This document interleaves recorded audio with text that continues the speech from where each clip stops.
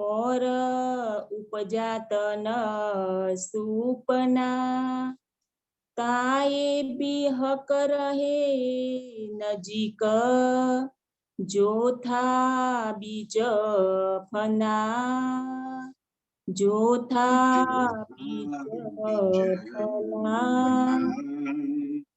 तन असल तले कदम के,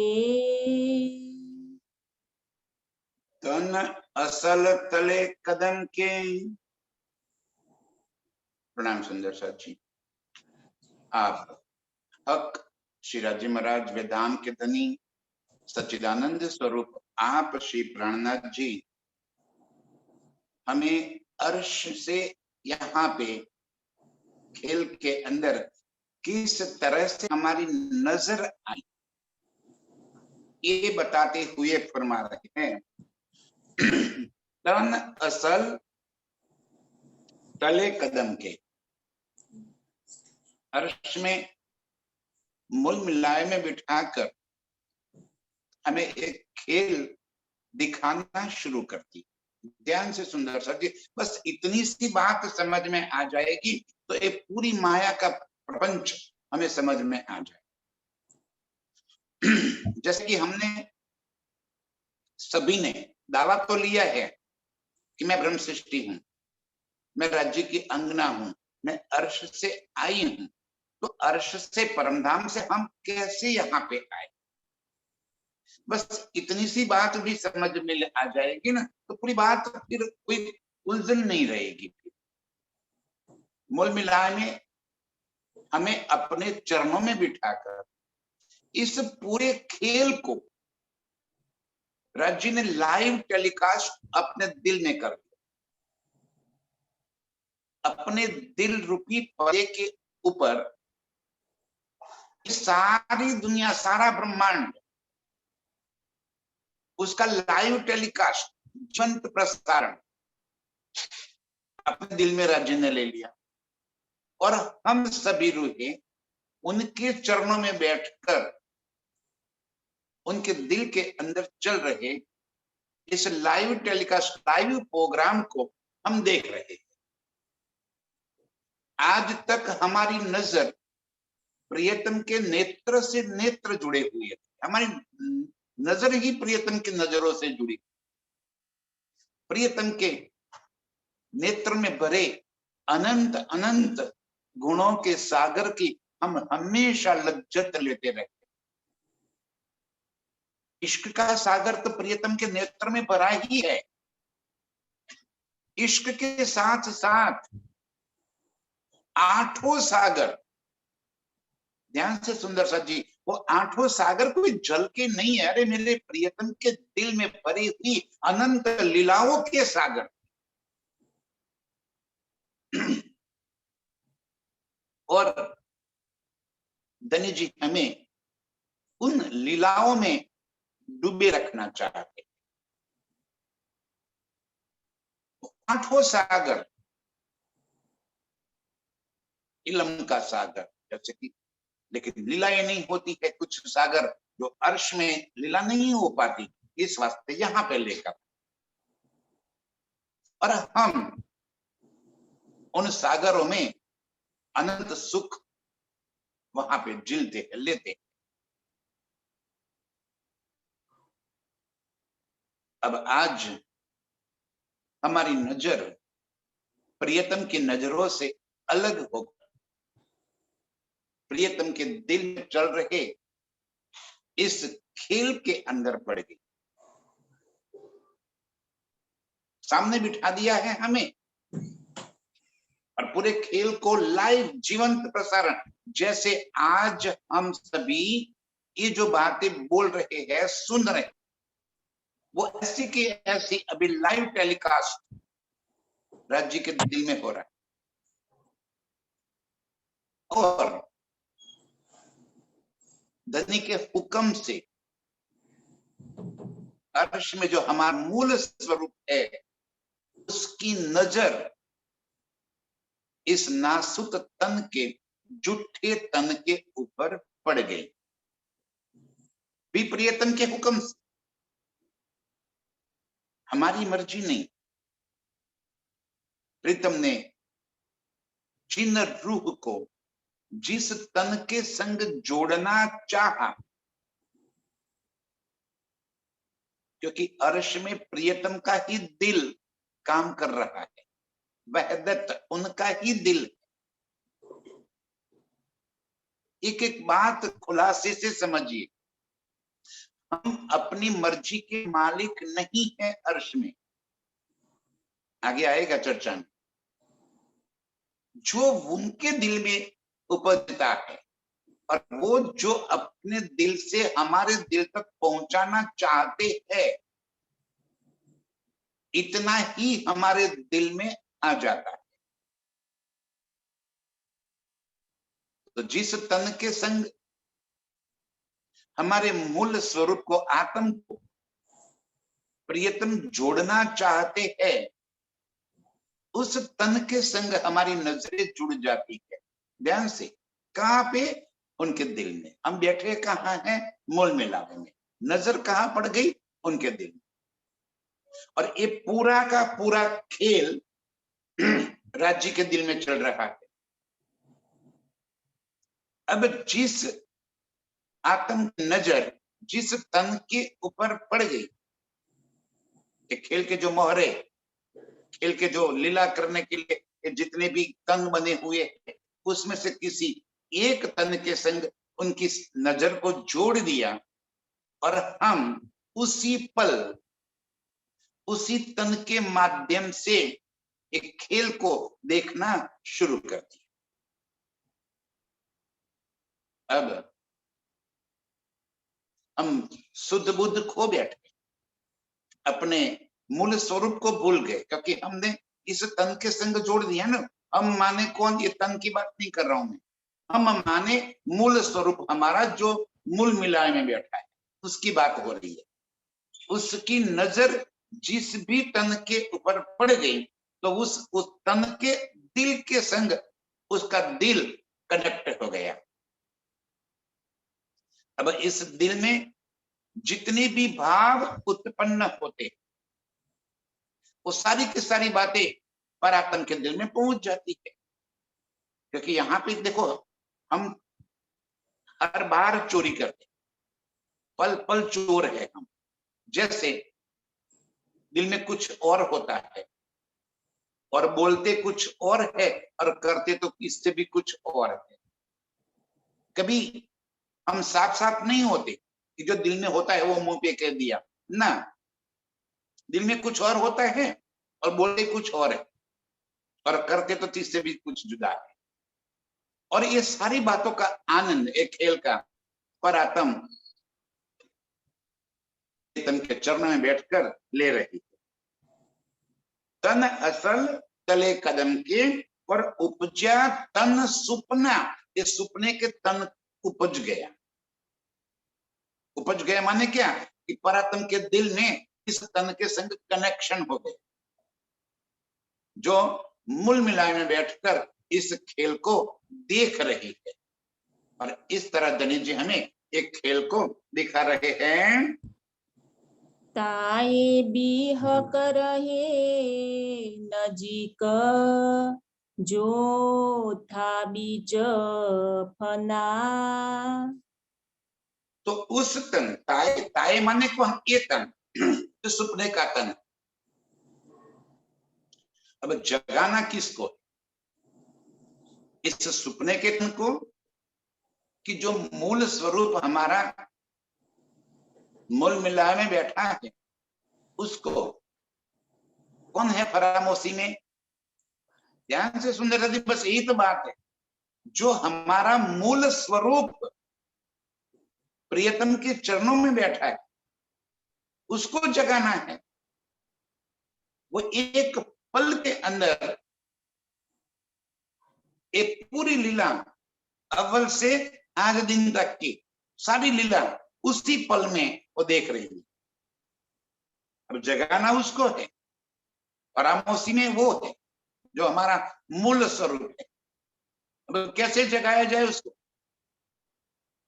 तो एक तन, जिस तन के साथ परात्म की नजर जुड़ गई है, प्रियतम उस तन के पास आ गए और आकर उसको हुज्जत दावा दे दिया कि तू ब्रह्म सृष्टि है, तू मेरी अंगना है, और उसके इर्द गिर्द उसके पास ही रहे, ताए भी हक रहे नजदीक,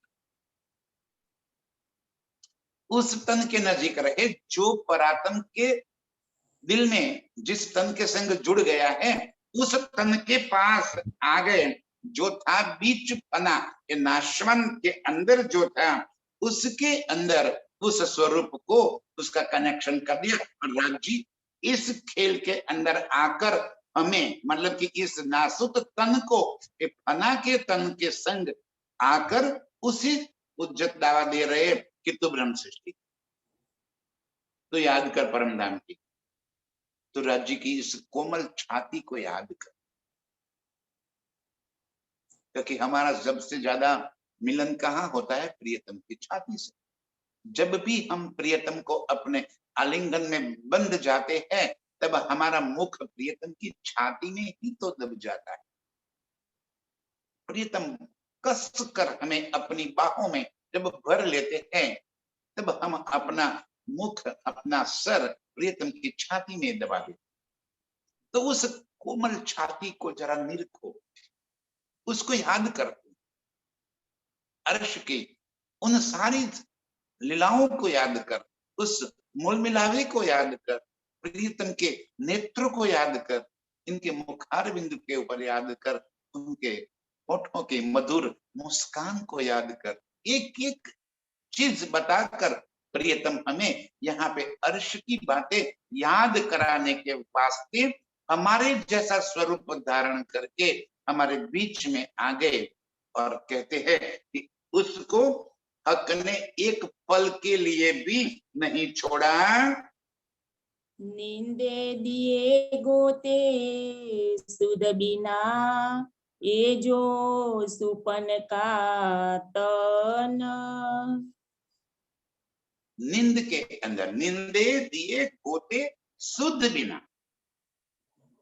ये माया ने हमें कितने गोते खिलाए। अपने जीवन चक्र को, अपने जीवन काल को याद कर दीजिए, कैसे कैसे घटनाएं हमारे जीवन में घटित हो गई। कभी रोए, कभी हंसे, कभी बहुत दुखदायी जीवन गया, कभी खुशी खुशी से जीवन गुजारा, कितने गोते खाए इस तपन के तन। और जितने गोते इस तन के खाए, जितनी दिल में ये बातें इस तन ने ली, सारी बातें मूल तन दिल में पहुंच गई। तन वो सारी बातें समझने लगा। जैसे मार्कंडेय ऋषि का दृष्टांत अभी तक में आता है, याद कीजिए उस मार्कंडेय ऋषि को, जब भगवान जी से मांगा उन्होंने कि मुझे माया का खेल देखना है, तब ठीक है भगवान जी कहते हैं, अरे वो रुको रुको महाराज, भगवान मैं आपकी पूजा कर लूं। अभी तो पूजा के लिए वो चंदन की लकड़ी हाथ में ली है, और वहीं पे जैसे पुतला बन गए। एक पल के अंदर स्वयं को नदी के अंदर एक निर्वस्त्र महिला के रूप में तैरते हुए लगने लगे कि मैं तो एक महिला हूं और वस्त्र नहीं है, और नदी के अंदर में तैर रहे हूं, बचाओ बचाओ के चिल्ला रही है। और तभी एक धोबी ने देखा कि कोई लाश आ रही है या कोई चिल्ला रहा है, कोई डूब रहा है। धोबी ने जल में छलांग लगा दी और बाहर निकाल दिया। अब वस्त्रहीन थे, तो धोबी के पास तो बहुत वस्त्र पड़े थे, वस्त्र पहनाए और पूछा क्या नाम है आपका? तो कहती है पता नहीं। किस गांव से हो? पता नहीं। शादीशुदा हो? पता नहीं। बोला ठीक है, क्या मुझसे शादी करोगी? ठीक है, शादी कर ली। धोबी धोबन बन गए, बच्चे हो गए, परेशानियां भी आ गई। कितनी परेशानियां देखो, कुछ दिन बहुत अच्छे गुजरे, और फिर जब जैसे बच्चे आ गए और संसार का बोझ, कामकाज और बढ़ता गया, परेशानियां बढ़ती गई, और उस परेशानियों की वजह से एक बार धोबी ने धोबन को धोखे से क्या कूट दिया। सोच रही है कि मैं अभी बस नहीं जीना है, फांसी लगा लूं। और जैसे ही फांसी लगाने के लिए टेबल पे चढ़ी है, वहीं पे दरवाजे पे दस्तक हो गई। भिक्षांदेही साधु के रूप में स्वयं भगवान जी वहां पहुंच, उसकी कहानी सुनाना चाहता हूं। वो बोलती है नहीं सुनना है, और वो कहती है सुन ले। वो नाना करती रही, और मार्कंडेय ने, अरे ऋषि ने मार्कंडेय की कथा सुनानी शुरू कर दी। जैसे ही उसको लगा कि अरे ये तो मेरी कहानी है, बस उसी पल धोबन समाप्त हो गई, और मार्कंडेय ऋषि भगवान जी के चरणों में हाथ में चंदन की लकड़ी लिए पूजा करने के लिए बैठे। बस उसी पल, एक पल के अंदर ये पूरी घटनाक्रम समाप्त हो गई। देखो, अब भगवान जी ने मार्कंड को माया तो दिखा दी, लेकिन एक पल के लिए भी माया में उनसे दूर नहीं रहे। जैसे ही फांसी लगाना दिल में सोचा और टेबल पे चढ़ गए, उसी पल दरवाजे पे दस्तक हो गई कि भिक्षांदेही दरवाजा खोल। एक किसकी कहानी? मार्कंडेय कौन? ध्यान रखिए सुंदर जी, ये हमारी बातें, ये मार्कंडेय और कुछ कोई नहीं, हम रूहें हैं। भगवान जी और कोई नहीं, मेरे प्रियतम है। और हमने कहा था कि हमें माया का खेल देखना है। उसी पल हम अपने आप को इस खेल के अंदर पा लेते हैं, इस तन के माध्यम से। अलग अलग स्वरूप में सब आ गए, और कई गोते खात है। जैसे धोबन के शादी हो गई, बच्चे हो गए, और मार भी पड़ गई, और फांसी लगाना शुरू कर दिया। इसी तरह हमारे जीवन में भी यहाँ पे कई घटनाएं घटित हुई है। अपने जीवन काल को याद कर लीजिए, कैसी कैसी घटनाएं जो याद करेंगे तो रोते नहीं समय। निंदे दिए गोते सुध बिना, इस तरह इस निंद ने कई प्रकार का गोते माने कि चढ़ उतर, डूबना निकलना, डूबना निकलना, कई प्रकार की परेशानियां, कई सुख सुविधाएं, कई प्रकार के चढ़ाव उतार जीवन को अंदर देखने को मिल गए। ये जो सुपन का तन, इस सुपन के तन से हमने जितनी भी परेशानियां झेली है, उन सभी परेशानियों को परात्म जो मूल में बैठी है वो महसूस करती है, क्योंकि वो समझती है कि मैं हूं। वो अपने निज स्वरूप को, निजानंद को, अपने परम नाम को सब कुछ भूल गई,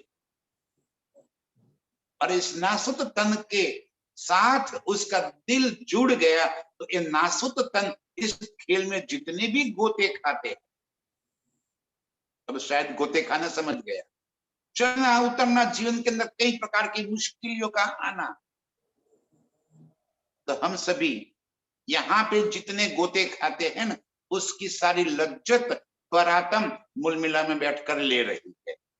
निंदे दिए गोते शुद्ध बिना, ये जो सुपन का तन, ये जो हमारा सपने का तन है, उस तन को ही गोते खा रहा है सपने संसार के अंदर, और उसको देख रहा है कौन? परातम मूल मिला में बैठकर इसको देख रही है।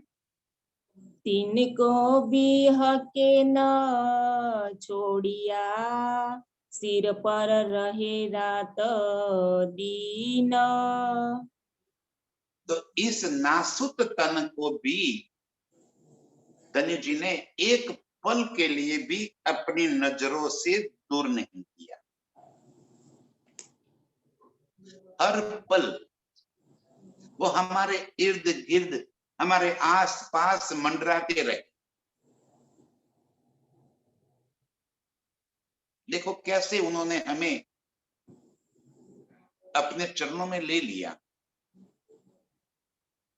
कारज कारण जो भी बनाया, किसी भी तन को आपके पास भेज दिया और आपको प्रियतम के संग जोड़ दिया, खींच लिया। बाकी ये संसार को छोड़ने वाली चीज थोड़ी है, वो छूटेगी नहीं कभी, वो ऐसे चिपक गई है जैसे वज्रलेप। क्या कहा धनी ने आगे, ये माया कैसे लगी है हमसे, वज्र, वज्र माने लोहे, लोहा का लेप लगा दिया हो जो कभी न छूटे, इसी तरह ये माया हमको लगी हुई है। तो आज हम ऐसी दुष्कर माया में बैठकर अर्श की लज्जत कैसे ले पाते हैं, समझिए सुंदर समझ। कौन है जो हमें प्रियतम की ओर खींच रहा है? बस यही मेरे प्रियतम है जो हर पल हमारे साथ है। आप महसूस करेंगे तो चारों तरफ मेरे प्रियतम सदा मेरे सर पे खड़े सुभान, एक एक पल वो मेरे साथ ही खड़े हैं। एक पल के लिए भी उन्होंने मुझे अपनी नजरों से दूर नहीं किया, नजर से न काटी मुझे अव्वल से आज दिन। अभी ब्रज में थे तभी भी वो हमारे साथ ही रहे, स्वरूप बदल दिया, रास में गए तो भी हमारे साथ रहे। देवचंद्र जी के जीवन का देखो आप, कैसे उनके साथ, उनके इर्द गिर्द पल पल उनके पास रहे। उमरकोट में रहे, दिल में यही बात उपजी कि मैं कौन कहां से आया, मैं कौन हूं, कौन हूं, और ढूंढने के लिए निकल पड़े। जब रन के अंदर अकेले पड़ गए तो भी तुरंत पुकारते ही सामने हाजिर हो गए, पहचाना नहीं, लेकिन जैसा दिल में सोचा था वैसे पठान के रूप में आ गए। और उसके बाद कच्छ में गए, कितनी तकलीफें झेली।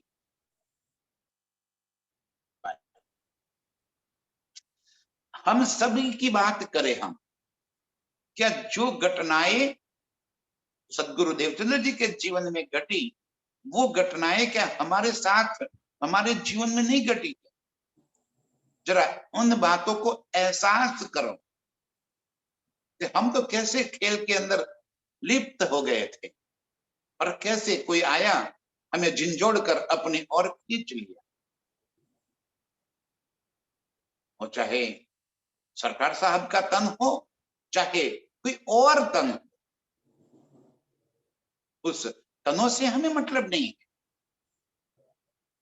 हमें मतलब है मेरे प्रियतम कैसे भी करके हमारे पास आए और हमें अपने निज स्वरूप की पहचान करा दी कि तू कौन है। और आज हम इस खिल में बैठकर अर्श का आनंद, अर्श का सुख ले सकते हैं। खिल में बैठे हुए चितवन के माध्यम से अर्श की लज्जत हम यहां बैठे ले सकते हैं। क्यों कि प्रियतम ने हमें एक पल के लिए भी यहाँ पे अकेला नहीं छोड़ा, तिनको भी हके न छोड़िया। इनको, ये जो नाशवान तन धारण किया है उस तन को भी प्रियतम ने नहीं छोड़ा।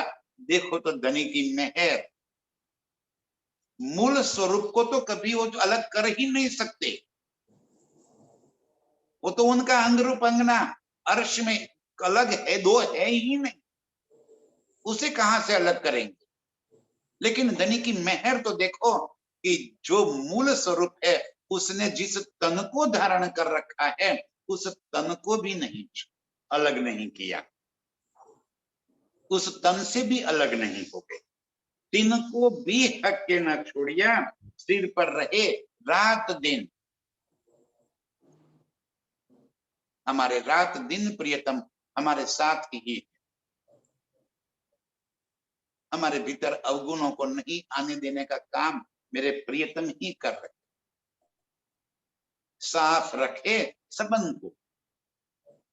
इलम रूप में भी हमारे पास आ गए और इलम से हमें रात दिन एहसास कराते हैं कि तू मेरी अंगना। किसी न किसी तन के माध्यम से इस इलम को हमें समझाकर हमें अपने निज स्वरूप का एहसास कराते हैं। और उससे भी बड़ी बात कहूं तो हमारे दिल में बैठकर हमें अर्श का एहसास कराते हैं, हमारे दिल में बैठकर इस वाणी को सहूर कराते हैं, इस वाणी को समझाते हैं, हमें अलग नहीं छोड़ा। ये बात बता रहे कि धनी की मेहर देखो, तिनको भी हक के न छोड़िया, सिर पर रहे रात दिन प्रियतम, रात दिन हमारे संग हमारे साथ ही खेल में रहे और पल पल हमें अपनी याद दिलाते रहते हैं, पल पल अपनी ओर खींचते रहते हैं। उमर अव्वल से आखिर लग, गुजरी साई संग। अब जीवन के उन पलों को याद कर लो, उस पल में जब हम प्रियतम के पास पहुंचे, उस पल को याद कर लो जब हमारे भीतर बिल्कुल निर्मलता भर दी, संसार के सारे अवगुणों को निकालकर प्रियतम का पक्का विश्वास दिलाते हुए उनके संग जोड़ दी। उमर अव्वल से आखिर लग, एक पल के लिए भी प्रीतम ने हमें अपने से अलग नहीं किया। कारज कारण कई बन गए, लेकिन सभी के पीछे एक ही मकसद था कि हमें प्रियतम अपनी ओर खींचना चाहते थे। बस बल तो हमें करना ही था, वो भी उनके हुक्म से, उनके दिए हुए। और आज हमने जो कुछ भी पाया है इसी वजह से पाया, अपने बलबूते पर नहीं। हम होशियार थे, इस वास्ते ये बात हमारी समझ में आई ना। हमारी होशियारी तो कहीं भी नहीं चली। यदि हमारी होशियारी से हमें ये बात मिलती तो हम तो कब से पकड़ ली होती और जागृत हो गए होते, खेल समाप्त हो गया होता। कहीं भी हमारी चालाकी, हमारी होशियारी नहीं रही। धनी जी हमें अपनी ओर खींचते रहे। हाँ, स्वतंत्रता हमें दी है। ध्यान से सुंदर साहब जी, धनी ने कहीं भी डंडा लेकर नहीं आए। वो बन कहते कि मैं रसूल ले बनकर आया, मैंने तुझे संदेश देने का काम किया, तुझे अपनी ओर खींचने का काम किया, तुझे पहचान कराने का काम किया, और उसके बावजूद तूने यदि मेरी बात नहीं मानी, तेरी मर्जी। पूरा तन समाप्त, जीवन समाप्त हो गया, एक लाइफ साइकिल पूरी हो गई। फिर नए तन के माध्यम से फिर प्रियतम हमारे संग जुड़ गए, फिर हमें पहचानने की कोशिश की, नहीं किया, कोई बात नहीं। तीसरे तन में धनी जी कह रहे मैंने तुझे कोरा कागज दे दिया, कलम भी दे दी, उस कागज में कौन से रंग लगाने हैं वो रंग भी दे दिए, उस रंग लगाने के लिए पिंछी भी दे दी, कौन से रंग लगाने हैं ये भी मैंने तुझे समझाया। लेकिन यदि तो उस कागज में दुनिया की गलत बातें लिखेगा, तेरी मर्जी। तो उसमें गालियां लिख, तेरी मर्जी। तो उसमें कोई भी फालतू बातें कर, तेरी मर्जी, और तू उसके अंदर सुंदर रंगों से चित्रकारी भर दे, तेरी मर्जी। मैंने तुझे इतनी स्वतंत्रता दे रखी, बाकी तो कितनी देर लगती धनी को इस खेल को समाप्त करने में, एक पल के अंदर खेल समाप्त हो जाता। यदि उनको ही हम कई सुंदर साथ कहते हैं ना कि सब हुक्म करेगा, हुक्म के हाथ में है, बिल्कुल सही बात है। यदि सब हुक्म को ही करना है तो इलम लेकर क्यों आए धनी जी? अपने हुक्म से ताली बजाते, खेल समाप्त हो जाता, हम खेल देख कर आप इस घर पहुंच जाते। इतना क्यों समझा रहे हैं हमें? यदि उनके हुक्म से ही सब कुछ कर देना होता तो निश्चित रूप से उनका हुक्म ही काम कर रहा है। लेकिन हुक्म क्या काम कर रहा है? इलम के रूप में आ गया, इलम के हमें समझाने के रूप में आ गया, इलम हमारे दिल में भरने के रूप में आ गया। एक एक काम हुक्म से दिल काम हो रहा है। लेकिन आप कहेंगे मुझे तो पढ़ना ही नहीं है, तेरी मर्जी, मुझे बातें सुननी ही नहीं है, कोई बात नहीं, तेरी मर्जी। वो खींच कर लेकर आए, हम दिल में कचरा भरकर आए कहां से ये बातें हमारे दिल में उतरेगी? कोई बात नहीं, आज कोई पहली बार थोड़ी प्रियतम मिले। जितनी बार भी हमने तन धारण कर, हमने माने कौन? परातम। इसने जितनी बार भी नए नए तन के माध्यम से एक खेल को देख रही है, हर बार प्रियतम इस तन के साथ पहुंच गए। 101 पल के लिए उम्र अव्वल से आखिर लग, गुजरी साई संग, प्रियतम के साथ ही हमारा जीवन गुजर हो गया। पहचाने नहीं तो कौन क्या करे? किसी ने वो तन को देखा तो तन के अवगुण नजर आए, किसी ने भीतर बैठे स्वरूप को देखा तो स्वरूप के गुण नजर आए।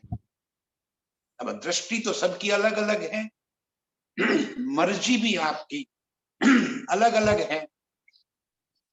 आप जानो, आपकी मर्जी जाने।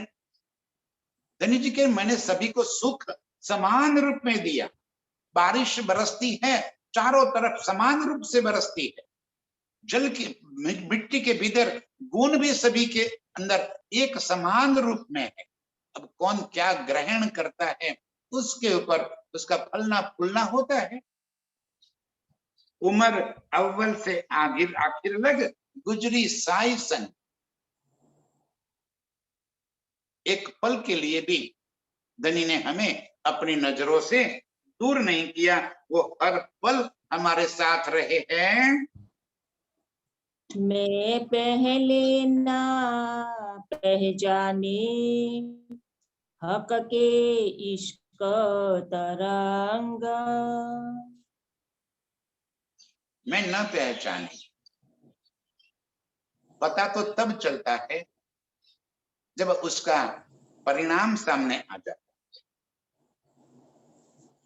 जीवन में जो भी घटनाएं घटित होती है, उस समय हम उस घटना के परिप्रेक्ष्य में उसी घटना को देखकर जजमेंट लेते हैं, ये सही हुआ या गलत हो गया, और उस हिसाब से हम सुख और दुख का अनुभव करते हैं। हमारे जीवन में घटने वाली कोई भी घटना, उसके परिणाम कब मिलने वाले हैं वो तो राज्य जाने। और इस तरह से हम ये समझते हैं कि मेरे जीवन बहुत खराब हो गया। धनी जी कह रहे कि नहीं, खराब मैंने इस वास्ते किया कि आगे तुझे ये काम करवाना है तेरे से। और जब वो बात होती है तब हमें प्रियतम के उस इश्क के तरंगों महसूस होते हैं कि ओ, इस वास्ते प्रियतम ने मुझे यहां से दूर करके यहां पे लगा दिया। देखो आप सभी के जीवन में, हम सभी के जीवन में इस तरह की घटनाएं हमेशा बनती रहती है। मैं पहले ना पहचानी, जब घटना होती है तब हमें समझ में नहीं आता कि ऐसा क्यों हुआ, बाद में पता चलता कि वो तो इस वास्ते, बचाने के वास्ते मुझे किया। एक छोटी सी कहानी, एक राजा था, कुछ काम कर रहा होगा और उसी काम करते करते उसकी उंगली कट गई। उंगली कट गई के पास मंत्री खड़ा था, वो कहता है जो हुआ अच्छे के लिए। राजा को गुस्से आ गया कि भाई मेरी उंगली कट गई तो तू खुश हो गया, तो तू कह रहा है कि जो हुआ अच्छे के लिए, तुझे अच्छा लगा मेरी उंगली कट गई। मंत्री को तुरंत कारावास में भेज दिया, जेल में डाल दिया।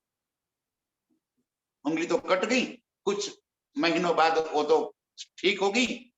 अब एक बार राजा शिकार के लिए जंगल में जाता है, तहा वहां के कुछ लोग जंगल के उसको पकड़ लेते हैं।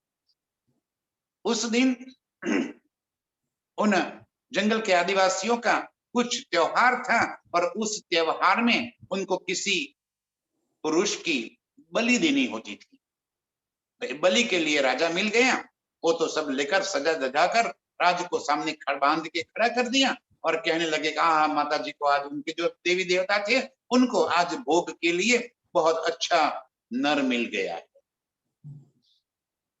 और जब बलि देने का समय आ गया, राजा कांप रहा है कि आज अभी अभी मर जाऊंगा, अभी मर जाऊंगा।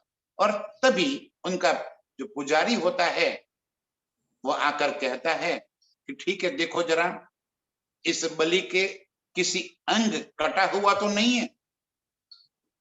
और सब जब तपास करते कहते नहीं पुजारी जी, उनकी एक उंगली कटी हुई है, तो उसको छोड़ दो। उसको तो किसी अंग जिसका कटा हुआ हो तो ऐसा बलि देवी को नहीं चढ़ता है, आप उनको छोड़ दो। अबे उंगली कटी हुई होने की वजह से आज राजा जिंदा वापिस आ गया। उसको शब्द याद आ गए कि मंत्री ने कहा था कि जो होता है अच्छे के लिए होता है। मैं आज इस उंगली कटने की वजह से जिंदा होकर आया। जब उंगली कटी तो बहुत बुरा लगा था और आज जब जीवन बच गया तो बहुत अच्छा लग गया। अपने जीवन को देख लो, ऐसी ही कई घटनाएं हमारे जीवन में घटती है, तब हमें वो बातें अच्छी नहीं लगती, लेकिन जब उसका परिणाम स्वरूप हम प्रियतम के संग जुड़ जाते हैं तब ऐसा लगता है कि ओ मुझे ये काम करने के लिए वहां से छुड़ाया और इस काम में लगा दिया। देखो धनी के गुण, तब हमें वो बात याद आ जाती है, मैं पहले ना पहचाने हक के इश्क तरंग। मेरे प्रियतम के प्यार की इन बातों को मैं पहले न पहचान सकी, क्योंकि इस संसार के अंदर लिप्त थी ना, इस संसार के सुखों में ऐसी डूबी हुई थी कि जरा सा भी बदलाव मुझे दुखदायी लगता था। अब मुझे पहचान हो रही है कि मेरे प्रियतम मेरे तन के माध्यम से जो कुछ भी करवाना चाहते हैं वो करवा देते हैं, और इस वास्ते संजोग और परिस्थितियां भी निर्माण हो जाती है, उसमें फेर बदल हो जाता है। तब धनी के गुण हमें याद आए, कैसे धनी ने मुझे खींच कर इस दलदल से निकाल दिया और अपने संग लगा दिया। इस संसार रूपी दलदल से, माया के मोह के चक्कर से निकालकर मुझे बानी से लगा दिया, अर्श की पहचान करा दी और मेरे भीतर भी बदलाव कर दिया। देखो उम्र से अव्वल से आखिर लग, अपने जीवन के प्रारंभ से लेकर अब तक गुजरी साई संग प्रियतम हर पल हमारे साथ। हमने एहसास नहीं किया, हमने पहचाना नहीं उनको, वो कोई ना कोई स्वरूप में हमारे संग रहे। मैं पहले ना पहचाने, जब मेरे जीवन में ये सब बातें हुई तब मैंने उनको न पहचाना। हक के इश्क तरंग, मेरे प्रियतम के प्यार को मैंने नहीं जाना, वो कितना प्यार करते हैं मुझे और पल पल मुझे अपने पास खींचते रहते हैं। जो बात करनी है हके, सो पहले लेवे माहे दिल। अर्श का वाहिदत, ये बात प्रियतम हमें हमेशा समझाते रहते हैं कि वहदत क्या है। आज तक हम ये समझते थे कि वहदत का मतलब होता है एक दिली। प्रियतम और हमारा दिल एक रूप है। जो बात उनके दिल में आती है वो बात हमारे दिल में, जो बातें हमारे दिल में वो बातें उनके दिल में। तो इसका मतलब ये हुआ कि हम प्रियतम के दिल की सारी बातें जानते हैं। यदि सारी बातें हम प्रियतम को जानते होते तो एक खेल ही न मांगते। क्या ऐसे कई खेल अक्षर ब्रह्म फल में बनाते मिटाते हैं, ये बात राज जी नहीं जानते थे। उनको तो पता था कि ये अक्षर ब्रह्म एक पलक में ऐसे कई ब्रह्मांड बनाते और मिटाते हैं। हमें पता होता तो हम कहते ही नहीं कि ये कौन है, ये क्या करते हैं, कैसे ब्रह्मांड होते हैं, माया कैसी होती है, क्योंकि धनी तो सब जानते हैं। तो हमें क्यों नहीं बताया। देखो अर्श में ये बातें, जो अर्श की गूंज, प्रियतम अपने दिल की गूंज बातें बताते हैं। ये प्रकरण ही वही है। गैब बातें महबूब की, बीच बका खिलवत। अर्श में प्रियतम के दिल की जो छुपी बातें हैं, अक्के भेजी मुझ पर रूह लाए न्यामत, ये बातें जाहिर करने के लिए आज यहाँ पे आए। गैब बातें महबूब की। यदि एक रूपता होती, एक दिल होता हमारा और प्रियतम का, तो प्रियतम के दिल की सारी बातें हम जान लिए होते, तो कभी ये खेल मांगते ही नहीं हम। अक्षर ब्रह्म भी उनके स्वरूप होने के बावजूद रंग माहौल में क्या होता है सो अक्षर ब्रह्म को पता नहीं है। बोलते हैं रोज हम, अक्षरातीत के महल में प्रेम इशक बरतक, सो सुध अक्षर को नहीं किनबित के ली करत। अक्षर ब्रह्म को ये पता नहीं है कि रूहों के संग क्या लीला हो रही है, रूहों को ये पता नहीं है कि अक्षर ब्रह्म क्या लीला कर रहे हैं। और राज्य को तो दोनों की बातें पता है कि अक्षर ब्रह्म क्या कर रहे हैं, रूहों के संग कौन सी लीला। हमें मारिफत का स्वरूप भी पता होता यदि राज्य के दिल की सारी बातें जानते तो। हमें हकीकत का भी पता होता कि अर्श की हकीकत क्या है। परमधाम की सारी न्यामतें मेरे प्रियतम का ही तो स्वरूप है, और सब कुछ हम रूहों को रिझाने के वास्ते है, वो आशिक है। यदि सब बातें हम जानते तो खेल मांगते ही नहीं। बस यही तो वहदत है। क्या कहते देखो आप, जो बातें करनी है हके, सो पहले लेवे माहे दिल। प्रियतम हमें जो कुछ भी, यहां नहीं अर्श में परमधाम में मूल स्वरूप की बातें हो रही है अभी। हमारे जो तन है परमधाम के अंदर, जो हम रूहें, हमारे दिल में जो भी बात होती है वो राज्य अपने दिल में लेते हैं और फिर हमारे दिल में देते, तब हमारे दिल में आता है।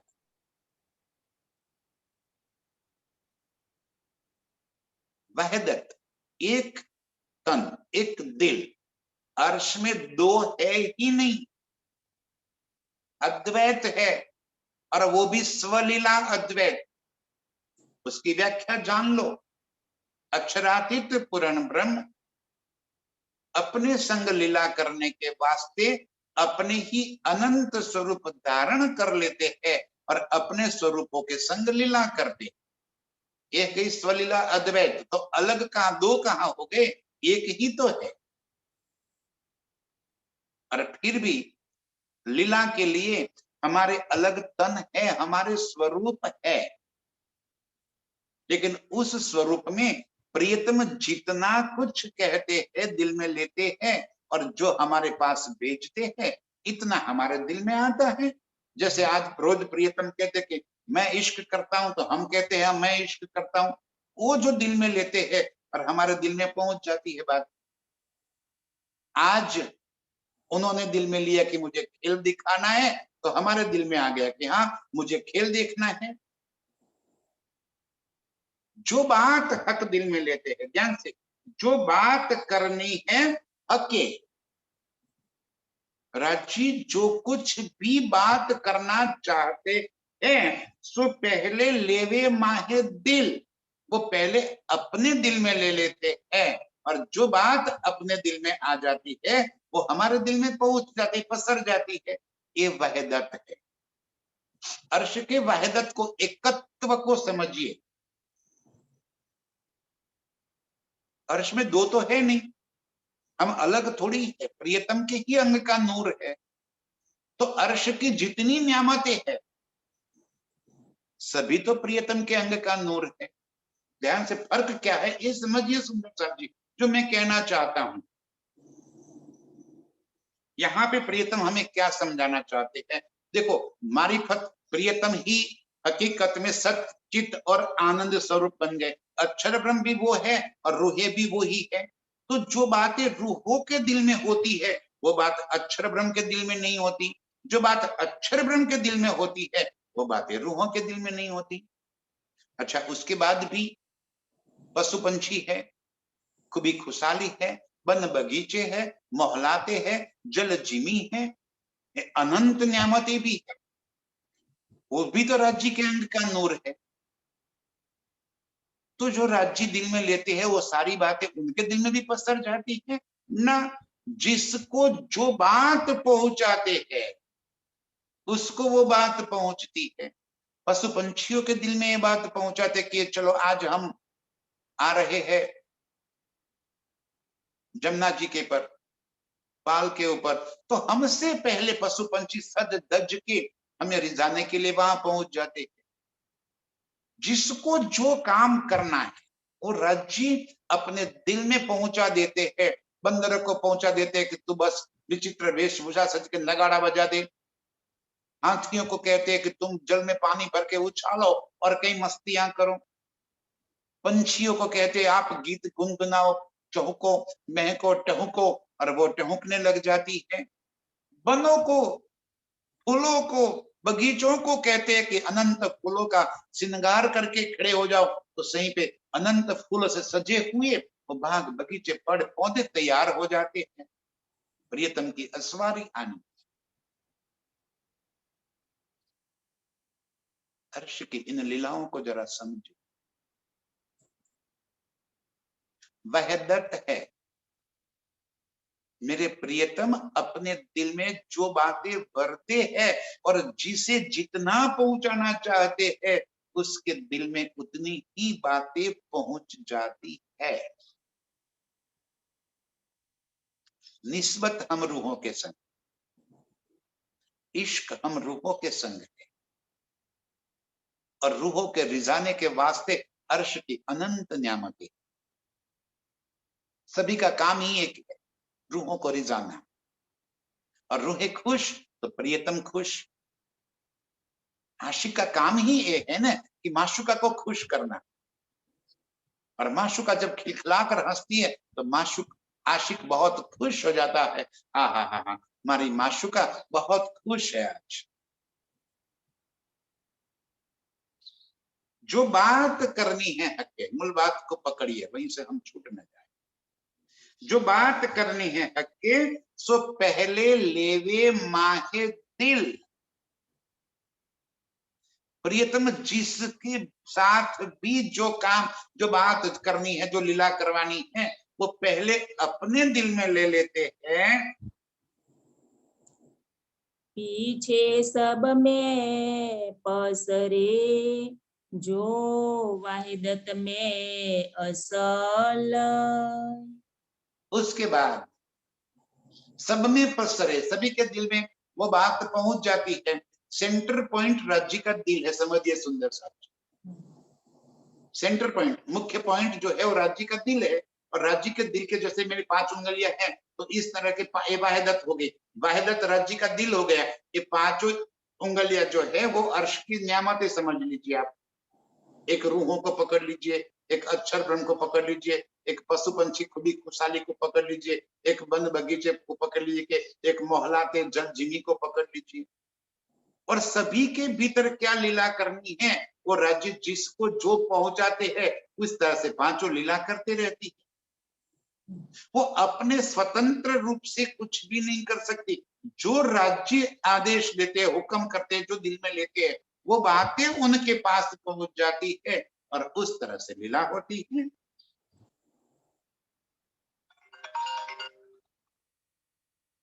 और इस तरह से जो बातें करनी है हक के, सो पहले लेवे माहे दिल। राज्य को जो बात करनी होती है वो पहले अपने दिल में ले लेते हैं, और जैसे ही वो बात उन्होंने अपने दिल में ले ली, उसी पल जिसको जितना पहुंचाना है उसको इतना पहुंच जाता है। पीछे सब में पसरे, जो वहदत में असल, जो अर्श के अंदर है, जो वहदत में है, जो प्रियतम के दिल के संग जुड़े हुए हैं, वो सभी के दिल में जो बात प्रियतम कहना चाहते हैं वो बातें उनके दिल में पहुंच जाती है। एक पातशाही अर्श की और वाहिदत का इश्क। आज प्रियतम हमें क्या दिखाना चाहते हैं? एक पातशाही अर्श की और दूसरा वाहिदत का इश्क। हमें माने इस तन की बात नहीं हो रही है, हमें माने जो हमारा मूल स्वरूप परमधाम में निज स्वरूप की बातें, वहां पे प्रियतम हमें क्या दिखाना चाहते हैं। तो क्या हम अर्श में रहते हुए, प्रियतम के संग रात दिन रहते हुए, क्या हम उनकी पातशाही को और उनके इश्क को नहीं जान पाए क्या? क्या हम अर्श में अर्श की नियामतों को नहीं जाना? सोचिए जरा, क्या दिखाने के लिए हमें खेल में लेकर? एक बादशाही अर्श की और वहदत का इश्क। तो जो हम तो अर्श में ही रहते हैं, जो परमधाम में रहने वाली रूहें हैं, क्या उनको परमधाम की बात में पता नहीं था क्या? उनको रंग माहौल क्या है पता नहीं था? उनको जमुना जी, हज को सर और क्या मोहलाते, क्या उनको पता नहीं था ये सब क्या है? नहीं था, नहीं था। ये पातशाही हक की अर्श में जो कुछ भी है वो मेरे प्रियतम के अंग का जहूर है। समझिए, सुंदर समझिए। लेकिन हमने उसको मोहलातों को मोहलातों के रूप में देखा, कि हम देखा कि ये तो रंग महल है, एक मानिक पहाड़ है, ये पुखराज पहाड़ है, एक टापू महल है, एक जो कुछ मोहलात है, ये जमुना जी है, ये वन बगीचे है, ये पेड़ पौधे है, ये पशु पंछी है, ये खुदी खुशहाली है, ऐसे देखा हमने। अब इस इलम से ये बातें समझ में आई कि वो कुछ भी नहीं, वो सब कुछ मेरे प्रियतम के अंग का नूर है। मेरे प्रियतम ही मोहलाते बनकर खड़े हैं। अर्श की मोहलाते कोई ईट माटी चुना सुना पत्थर सीमेंट की नहीं है, वो इमारतें नूर की है। नूर क्या है? मेरे प्रियतम के अंग का स्वरूप है। नूर ही तो है प्रियतम। हम रूहे भी नूर है, मोहलाते भी नूर है, बाग बगीचे भी नूर है, जल जिमी भी नूर है, पशु पंछी भी नूर है। बार बार एक ही बात प्रियतम हमारे दिमाग में बसा देना चाहते। समझिए सुंदर साथी, ये हक की बादशाही है। पूरा परमधाम मेरे प्रियतम ही बनकर खड़े हैं। हमें पता नहीं, अर्श में रहते हुए हम ये समझते थे कि ये तो मोहलाते है ही, ये पशु पंछी है, उनका काम हमें रिझाना है, हम ये समझते थे। हमें पता नहीं था कि ये अनंत स्वरूप धारण करके स्वयं प्रियतम खड़े हैं हमें रिझाने के वास्ते। अब इस इल्म से पता चला कि अर्श की सारी पातशाही मेरे प्रियतम का ही अंग का नूर है। सब कुछ समझिए क्या कहना चाहते हैं प्रियतम। एक पातशाही अर्श की और वाहिदत्त का इश्क, प्रियतम का इश्क भी हमें परमधाम में पता नहीं था।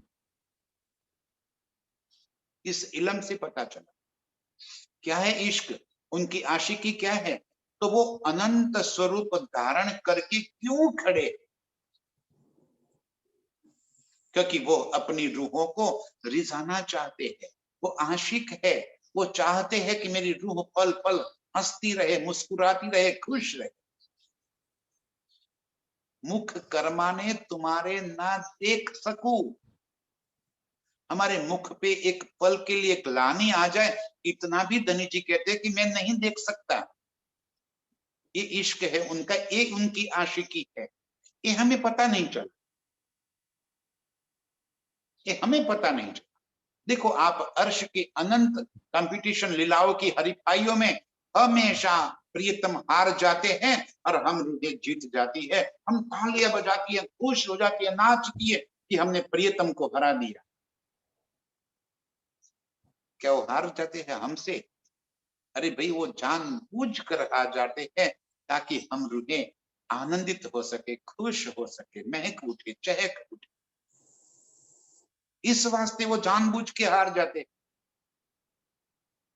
हमें अर्श में पता नहीं चला, हमें तो पता चला कि हम कितने बल 12,000 एक साथ मिलकर प्रियतम को हरा दिया। कुंजवन की रेती में जाके हमने प्रियतम को पछाड़ दिया। जमुना जी के अंदर तैरने की कंपटीशन में हमने प्रियतम को हरा दिया। पश्चिम के चौगान में आसमान में पंछियों के ऊपर बैठकर उड़ने के कंपटीशन में प्रियतम को हमने पीछे छोड़ दिया। पेड़ों के ऊपर चढ़ना उतरना, हमने प्रियतम को पछाड़ दिया। उनसे हम जीत गए, हम प्रियतम हार गए। क्यों? क्योंकि वो हमें खुश देखना चाहते हैं, हमें रिझाना चाहते हैं। ऐसे आशिकी की न तो हमें प्रियतम के उनके इश्क का, वो वाहिदत का इश्क है। अर्श में मेरे प्रियतम का वही तो वाहिदत का इश्क है। मारिफत का तो पहचान ही नहीं हो सकती अर्श में, क्योंकि मारिफत की पहचान कराने के लिए हकीकत को अपने भीतर समेटना पड़ेगा, तभी तो मारिफत प्रकट होगा। समझिए सुंदर साथ जी, मारिफत कब प्रकट होगा? जब हकीकत उनके दिल में समा जाएगा, तब तो मारिफत प्रकट होगा। जब हम तो हकीकत के स्वरूप है, जब हम समा गए फिर कहां से समझने के लिए रहेंगे? अस्तित्व ही नहीं रहेगा तो समझेंगे कहां से? तो न तो हमें मारिफत के इश्क का पता चला, न वाहिदत के इश्क का पता चला। ये पातशाही अर्श की और वाहिदत का इश्क, ये दोनों चीजों का हमें अर्श में कभी भी पता नहीं चला। सो देख लावने रूहों को, पहले दिल में लिया हक। बस ये बात दिखाने के लिए प्रियतम ने सारी बातें दिल में ले ली कि चलो आज मुझे रूहों को मेरी ये आशिकी दिखानी। कोई आशिक अपने माशूका से कभी कोई बात छिपा नहीं सकता, और छिपावे तो वो आशिक नहीं होता। आशिक और माशूक के बीच में यही तो बंधन है। आशिक वो क्या जो माशूका से कोई बात छिपावे, और छिपाना तो तब पड़ता है जब कोई चोरी करनी, कोई झूठ तो तब बोलता है जब कोई बात छिपानी। तो कौन सी चोरी करनी है प्रियतम को जो हमसे अर्श की, प्रियतम की इश्क की बातें छुपाई, उनके पास सही छिपाई, हमें पता ही नहीं चला, क्योंकि ये बातें अर्श में हो नहीं सकती। प्रियतम चाहे तो भी नहीं कर सकते, वो चाहे तो भी अपनी बादशाही का हमें पहचान नहीं करा सकते, वो चाहे तो भी वाहिदत के इश्क का हमें अर्श में पता नहीं चला सकते। इस वास्ते यहां पर लेकर आए। और आज हमें अपनी सारी साहिबी का पता चल गया, प्रियतम के इश्क का पता चल गया, तीनों इश्क का पता चल गया, मारिफत के इश्क का भी पता चल गया, वाहिदत के इश्क का भी पता चल गया और फरामोशी के इश्क का भी पता चल गया। आप कहोगे तीनों इश्क क्या है? चलो ये बातें भी कल बता दूं, आज समय हो गया। तीनों इश्क, वाहिदत का इश्क क्या है, ये सब बातें दिखलाने के लिए प्रियतम ने सारी बातें दिल में ले ली। बस इसी बातों को समझकर दिल में भरकर प्रियतम के संग जुड़ जाने वाली अर्श की रूहों के चरणों में कोटि कोटि प्रणाम। प्रणाम सुंदर सा। पहले दिल में लिया